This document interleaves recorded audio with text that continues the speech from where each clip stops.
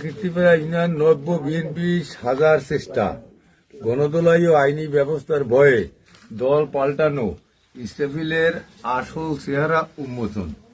বিগত 17 বছর ধরে আওয়ামী লীগের ক্ষমতায় দাপট দেখিয়ে সাধারণ মানুষের উপর জুলুম অত্যাচার চালানো সেই কুখ্যাত মাহফুজুর রহমান ইসরাফিল এখন দল পাল্টে নব্য বিএনপি সাজার মরিয়া চেষ্টা চালাচ্ছে। সরকার পতনের পর গণরোষ থেকে বাঁচতে এবং নিজের অপকর্ম ঢাকতে তিনি এখন বিএনপির স্থায়ী কিছু নেতার নাম ভাঙিয়ে সমাজে গ্রহণযোগ্যতা পাওয়ার অপচেষ্টা করেন।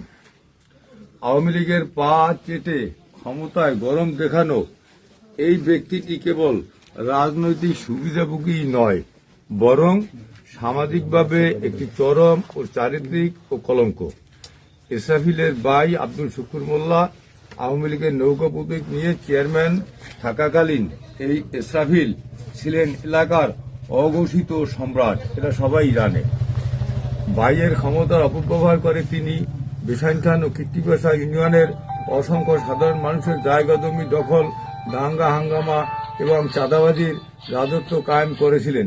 বিগত 17 বছর আওয়ামী লীগের প্রতিটি মিছিল মিটিংয়ে লোক ভাড়া করে নেওয়া এবং দলটির বিভিন্ন অনুষ্ঠানে সঞ্চালকের ভূমিকা পালন করে নিজেকে আওয়ামী লীগের কঠোর অনুসারী হিসাবে জাহির করিতেন। তিনি বিগত 17 বছর আওয়ামী লীগের অন্ধ দালালি করে সে নিজেকে ধরাকে সরা জ্ঞান করেছে। ক্ষমতার গরমে সে সাধারণ মানুষের উপর স্টিম রোলার চালিয়েছে, এটা সত্য। আজ যখন সেই ক্ষমতার জাহাজ ডুবেছে, তখন এই দুটি বাঁচার জন্য বিএনপির লেজ ধরার চেষ্টা করেছে। মনে রাখবেন যে কুকুর আজ প্রভুর পরিবর্তনের সাথে সাথে ঘেউ ঘেউ পরিবর্তন করে, সে কখনো কোনো দলের জন্য বিশ্বস্ত হতে পারে না। সে কেবল নিজের স্বার্থ আর উদার পূর্তির জন্য রাজনীতিকে কলুষিত করে। তার বা তার পরিবারের অন্যায়ের বিরুদ্ধে কেউ মুখ খুললে তাকেই কঠোরভাবে দমন করা হতো, এটা এক সত্য। ক্ষমতার পালাবদলের এই বহুরূপী ইসরাফিল এখন দল পাল্টে ফেলেছেন। যখন যে দল ক্ষমতায় আসে সেই দলের ছত্রছায়ায় ঢুকে নিজের আখের গোছানোই তার মূল লক্ষ্য। এখন মার খাওয়ার ভয়ে এবং আইনি ব্যবস্থা থেকে বাঁচতে তিনি বিএনপির নাম ভাঙিয়ে এলাকায় ফেরার চেষ্টা করেছেন। ঠিক, ইসরাফিল প্রতিটি ঘরে ঘরে ঝগড়া বিবাদ লাগিয়ে দেওয়া এবং শান্তিপ্রিয় পরিবারগুলোতে অশান্তি সৃষ্টি কারিগর। মা বোনদের সাথে এর গোপন লম্পটগিরি এবং সম্মানহানির ঘটনাগুলো এখন আর চাপা নেই। যে লোক লালসা সংবরণ করতে পারে না, সমাজের প্রতিটি নারীর জন্য সে একটি বড় হুমকি। ইসরাফিল হল সেই চক্রান্তকারী যে অন্যের সুখে আগুন জ্বালিয়ে নিজের হাত পোহায়, মানুষের ব্যক্তিগত বিষয়ে নাক গলিয়ে ফাটল ধরানোই তার নেশা। এলাকার মানুষ তাকে এখন ঘরভাঙ্গা ইসরাফিল হিসেবে চেনে। আওয়ামী লীগের পা চাটুকারিতা থেকে এখন বাঁচার তাগিদ বিএনপির আস্তানা খোঁজা এই লম্পট ও সুযোগ সন্ধানী এই অমানুষটির যখন যে দল ক্ষমতা আসে তখনই সেই দলের লেবাস পরে নিজেদের লালসা ও দার্শিকতা ও চরিত্রার্থী করে। গ্রামে কোনো সমস্যা হলেই ইসরাফিল সেখানে গিয়ে হাজির হতো সমাধানের নামে। আসলে তার লক্ষ্য ছিল দুই পক্ষের কাছ থেকে টাকা হাতিয়ে নেওয়া, মিথ্যা অপবাদ দিয়ে মানুষকে বেইজ্জতি করা এবং চোর বাটপারদের টাকার বিনিময়ে সুরক্ষা দেওয়া ছিল এই নিত্যদিনের কাজ। এই সালিসি দস্যু আমাদের সমাজকে কুকুরে কুকুরে খেয়েছে। এখন বিএনপির নাম ভাঙিয়ে সমাজে পুনর্বাসিত হওয়ায় যে নির্লজ্জ নাটক সে করেছে তা দেখার পর থু দেওয়ার জায়গা অবশিষ্ট নেই। মুখে ধর্মের কথা আর কাজে শয়তানি করা এই ভণ্ড যখন যে দল ক্ষমতা আসে তখন সেই দলের পরে নিজের কুৎসিত রূপ ডেকে রাখার চেষ্টা করে।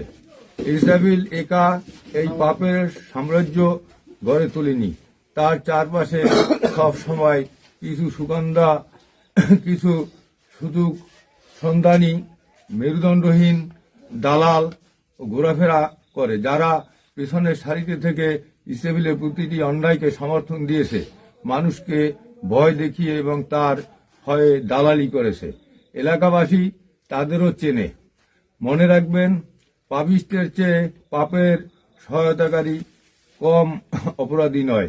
যারা এখনো এই লম্পট ও শোষকের সাথে চলাফেরা করেন, হাসি মুখে হাত মেলাচ্ছেন বা তাকে রাজনৈতিক আশ্রয় দেওয়ার চেষ্টা করছেন, আপনারা একান্তরে নিজেদের মান সম্মান বিসর্জন দিচ্ছেন।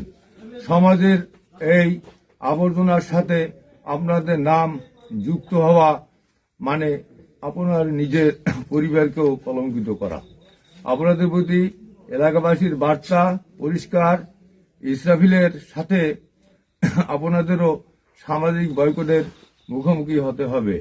হয় এই মানুষকে ত্যাগ করুন, না হয় জনগণের তীব্র রোষানালের জন্য প্রস্তুত থাকুন।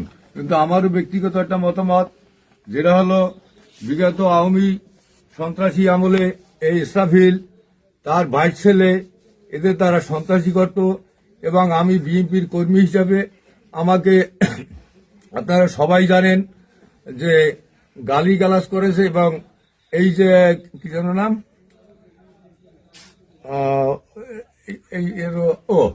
এই যে বেসাইন খান হাসেন এর ছেলে আমাকে আবুলি কুবুলি বুললে মারধর করছে বিএনপি করি এই জন্য, এবং এই ইসরাফিলের পুষ্যপুত্র এবং আমার ভাই নিরু মেম্বার তাকে সালিসি কথা কই আন্যা জালকারির দা 100 লোক আন্যা যেরকম সন্ত্রাসীতে পিঠা ওইভাবে পিটাইয়া খাল বাইঙ্গা আর এক বাড়ি দিয়ে বাসা বাসায় চিৎকার করছে তোফাজ্জল মেম্বারের বাড়ি। এবং এর কীর্তিকার্য আরো আছে। আওয়ামী লীগ আমলে তারা এই দেশের গডফাদার ছিল, এখনো বিএনপির আমলে তারা গডফাদার হইতে চায়। এই জন্য আমরা যারা এলাকাবাসী আছি, ওয়ার্ড বিএনপি, আমরা আন্দোলন সংগ্রাম সবকিছু জাগৃতি সব ছিলাম। বরিশাল, ঢাকা, জালকারি যত আন্দোলন, অস্ত্রের মুখে গুলির মুখে আমরা আন্দোলন করেছি। আর এখন এলিনবুট্টু সুতা দিয়ে ঢইকিয়া আওয়ামী লীগ একাত্র করিয়া তাদের নিয়া নব বিএনপি হওয়ার জন্য প্রচেষ্টা যা যা আছে চালায়। বিভিন্ন জায়গায় আমাদের বিরুদ্ধে, যে থানায় এবং ইউনিয়নের বিভিন্ন এলাকায় আমাদের বিরুদ্ধে বিভিন্ন আলাপ আলোচনা সমালোচনা করে। এবং আমি এই ওয়ার্ড 4 নং ওয়ার্ডের সেক্রেটারি মোহাম্মদ নুরুজ্জামান হলদার, আমার সাথে যারা আছে বর্তমানে ওই ইসরাফিল বলে তারা যুবলীগ আওয়ামী লীগের লোক, মানে তার স্বার্থের দিনে এলাকার বা ভাই ব্রাদার যেখানে মন চায় সেখানে ফালাই যেতে পারে, কারণ সে হয়েছে এলাকার গডফাদার। আওয়ামী লীগ আমলেও ছিল, এখনো থাকবে, এই তো তার ভাবনা এবং পরিকল্পনা। এবং বিভিন্ন কায়দায় হুমকিতে সে অফিস ভাঙবে, সে বস্তাবাজি খালে হালাইবে, মানে বিভিন্ন প্রকার ঠ্যাং ভাঙবে, গুঁড়ো গুঁড়ো করিয়ে দেবে। কারণ এই লম্পট আগে আওয়ামী লীগ আমলেও করছে, বিএনপি আমলে এই সুর করছে। তাই আমরা এটা সঠিক একটা বিচার আমরা চাই, যেহেতু এলাকার নিরীহ সাধারণ লোকজন এরা যেন ভালো থাকতে পারে, এই জন্য যা যা করেন। এবং আমাদের যারা বিএনপি করি, ওয়ার্ড বিএনপির সভাপতি, সেক্রেটারি, রাসেল, সোহেল সহ বিভিন্ন নিরীহ যারা আমরা সুষ্ঠুভাবে এই নির্বাচন করতে পারি, এজন্য আমরা সবার কাছে সহযোগিতা চাই। কোন আওয়ামী লীগের ফেসিস্ট, শয়তান, বদমাইশ, লম্পট, টাউট এদের ব্যাহত করতে না পারে, এই জন্য আমরা এলাকাবাসী এবং জেলা, থানা, প্রশাসন সবার কাছে আমরা সহযোগিতা চাই। আসসালামু আলাইকুম।